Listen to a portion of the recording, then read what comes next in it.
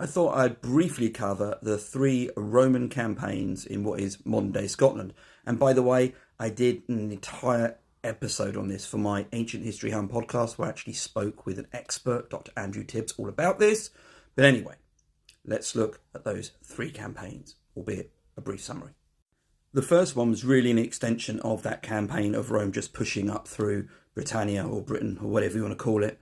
And it resulted in a lot of sort of archaeological sites being linked to it. You kind of see them on here. This is from at Rome in Scotland, which is brilliant. And by the way, that's the guest that I have on when I'm talking to all about this on my podcast.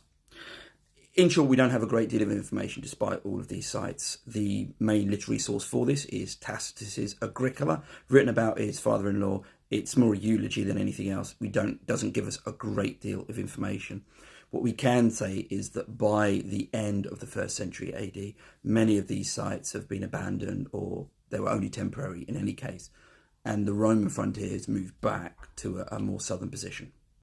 The second campaign was more a vanity project than anything else. By this time, Hadrian's Wall had been built, and so the emperor in question, Antoninus Pius, decides that he wants to build his own wall to showcase how brilliant he was as a military commander, because he didn't have any experience. So he built the Antonine Wall. This was very much a temporary thing. It never got made permanent.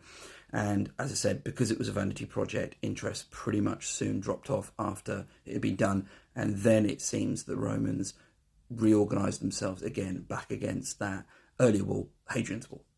The third campaign is probably the most interesting, even though it didn't really happen. So you have Septimius Severus, who decides that he wants to launch what technically was an invasion of Scotland, a conquering effort. And this is probably the first time we actually have that on paper in terms of what he was looking to do.